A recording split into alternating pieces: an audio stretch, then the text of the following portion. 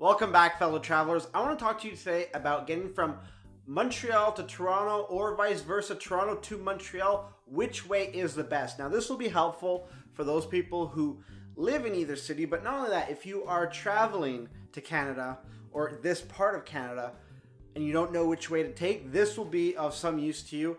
I'm from Montreal originally, and I have lived in Toronto for an extended period of time. So going back to my family on a regular basis in Montreal, I'm like visiting my friends and family, I had to make this journey quite a few times. And I did try the three main modes of transportation: air, train, and car. So I wasn't with John Candy during any of these rides, so I was okay. And it's interesting because the reason why I've decided to do this video is that Via Rail had this interesting marketing campaign on how taking the train is, a more humane way to travel. But not only that, you can maximize your time in that 5.5 hours that it takes you to get from Montreal to Toronto and vice versa. You can be doing a lot with your time. You can, work on your papers, you can write emails, you can do research, schoolwork, everything is available with the Wi-Fi on board and just the leisure activity of taking the train to either city. Now, I've taken the train between both on a few occasions, and I'll get to what is good and what isn't good about that method. I want to move on to the car. Now, the car, before I had any money to really travel and I wanted to go to Toronto, that would be the main way of going. And that's about, if you follow the speed limit, it's about 5 hours. Airline travel. Airline, there's no doubt about it, flying is the quickest way of getting from either city to another. It's about an hour from gate to gate. Now, it depends on the airline and the aircraft because aircrafts have different speeds that they just cruise at. So let's just say it's an hour. Let's start with airline travel. So that's that hour from gate to gate. Well, hold on. It's not just the hour from gate to gate that we got to think about. It's the time it takes to get through security. You have to show up at the airport before that flight leaves. And you want to give yourself enough time to actually make the flight to go through security. Now, these Montreal, Toronto, Montreal flights are highly frequent. Like, there's 3 airlines that service. You have Air Canada, WestJet, and Porter. All of them offer regular flights, and oftentimes they're full. So what happens is that if you are late to your flight, theoretically, they can put you on another one, depending on your fare type. But if something has gone wrong in the day where there has been a mechanical issue, a weather delay, and people have been bumped off one flight to another, it's not good to risk it because that congestion rolls through the rest of the day, so you might not be able to get on. So get to the airport early. Don't think that because it's such a short haul flight, you can show up right at the 30-minute mark, go through security, get on your plane. It's not happening, or if it is, you're lucky and you shouldn't be doing that again. I've seen it. I've seen people do that on a regular basis, and when they get bit hard. So we'll tack on another hour for you get to the airport an hour ahead of time, then pass through security. So now you're 2 hours from arriving at the airport to getting to the gate. Now, once you get off the gate, that's probably another 25 minutes, half an hour, because I found that people deplaning aircrafts from Montreal, Toronto, for some reason, the aircrafts stay parked longer than any other destination that I've ever flown to on a regular basis. So it's been that I have usually had to wait about 15 to 20 minutes for a crew to show up so that the aircraft can dock at the gate, doors open, bridges extended, you go through. So tack in. So now we're at about 2 hours and a half. So that's exactly half the time it takes for driving my car, or just a bit under half of what it takes to take a train, because a train is a bit longer. Once we factored in the 2.5 hours, we're thinking, okay, great, that's half the time I'm saving than rather driving.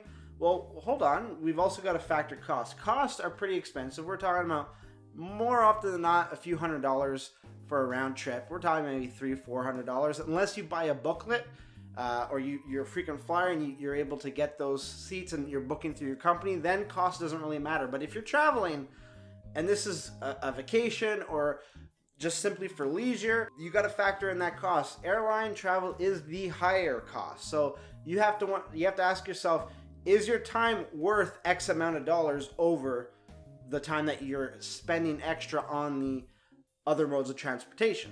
And that's a decision that you're going to have to make yourself. I can't say that on the video because For me, and I'll get to what my preferred mode is at the end, but for me, I value my free time more than saved money. So right there, I think you can know which way I'm going to go. But let's carry on. By car. So I said it's about 5 hours. And the pro for that is that you can leave when you want and you can come back when you want. You dictate the travel at your own pace.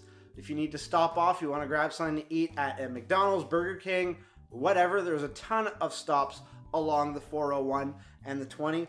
They're called en routes, and they are amazing. They have like little centers to eat at. You can take a break, do a bit of whatever you need to do, stretch your legs, go to the bathroom.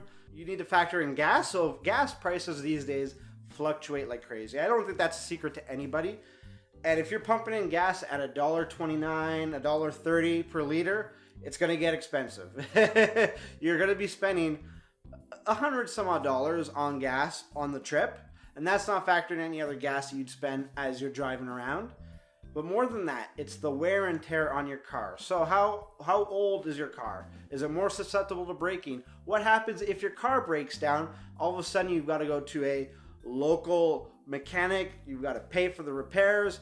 Now, the argument can be made that these would have occurred anyways, but they didn't. They occurred on your trip. That's an additional cost you need to make. Personally, I'm not a big fan. Not a big fan of taking a car. I don't like spending the 5 hours at the wheel and you have zero leisure time unless you're driving with some buddies and you can rotate around. Now, trains. Trains. I've taken the train quite a few times. Trains are great in the sense that it'll take you 5 hours. You can sleep, you can watch a movie, you can type out that email, finish that project, finish that report, do what you need to do. The price is less than if you're traveling by car or by plane. Nobody's doubting that. And you get internet. It's a low hassle way of getting there. You don't really need to show up that far in advance, about 25 minutes, half an hour, and then you should be able to go on board. So that let's say 5 hours and 20 minutes is now 5 hours and 50 minutes. But you get that 6 hours, or you get 5 hours to do what you want to do, finish up your stuff, make the most of your time on board the train. That 5 hours and 27 minutes, that is not something that Via Rail has ever achieved on any of my train rides between the cities. And that's mostly because leaving or getting into Toronto, you have the GO trains. So those are the commuter trains that take priority on certain tracks.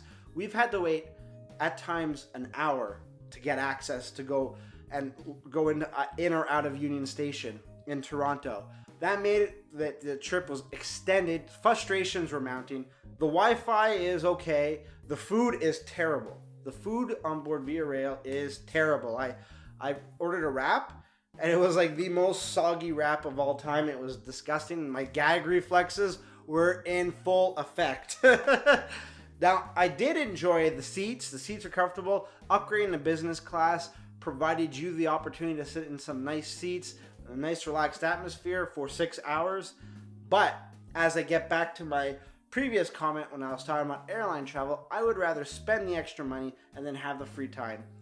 It's my opinion that you can always make money back, or you have the opportunity of making money back. You at no point in your life have the opportunity of making time back. You don't get time back. So I want to save my time and use it the way I want to use it, not being forced to sit in a train. And hey, delays can happen on airlines. That's a given. Everybody knows about airline delays. The thing with Montreal, Toronto, Montreal is that the airlines try as hard as possible to get those on time because they know that they're going to have so much trouble if those flights are delayed and there's a rollback or there's a cancellation. They want to get everybody out as quick as possible. Those are the flights that usually don't really delay that often. They're pretty good. All three airlines are pretty good. The ones that operate on Montreal, Toronto, Montreal. Those ones there, I have no qualms with. Those flights, for me, have never been an issue. I have seen them be issues, but usually they get resolved fairly quickly. So, with that said, what do I recommend? Well, I recommend taking a plane. Now, again, it might cost you a bit more if you're just booking that aspect separately. Try to book it into your main ticket, and generally you can absorb the costs from your ticket into that extra segment. You just have to pay the airport taxes. Generally, depending on the way you've booked it, if you've booked the trip as let's say you're coming from London and you want to go to Toronto, but you're stopping, and that's London, England, by the way, and you're stopping in Montreal, you just make it as a stopover in Montreal. So you're still paying London, Toronto, but with a stop in Montreal. It doesn't really cost you that much more except for the airport taxes. Or let's say you're coming from Los Angeles and you want to go visit Montreal. You make that stop in Toronto for a few days. You're there, you have fun, you go see a lot of different stuff that Toronto has to offer. Great city. I love Toronto, by the way. If you have not been to Toronto, I highly suggest it. And you make that, you absorb the cost there, and you're saving time. So that's a really good way of making it so that you can maximize your time and not waste it in a car or on a train. And on a train, and again, it sucks because Via Rail has provided great service to me. I'm just not a fan of having to wait all that extra time on the tracks because the GO trains in Toronto are taking up the actual space. And I get that. You know, GO trains have to go, the commuters have to get home or get to work. That takes priority, but that is the reality that it happened on every single train ride. Every single train ride, we were delayed on the tracks waiting. And sometimes it was for a long period of time. So that did factor into it. But more than that, if you are from either city or you have in the past done that route, what do you prefer? Let me know in the comments below. In the meantime, if you'd like to see any of my other videos, you can click one of them right over there. And if you'd like to subscribe, which helps the channel out, but not only that, lets you know when we post new videos, just like this one, you can click that subscribe button right there. I'd like to thank you for making me a part of your day. And until next time, safe travels.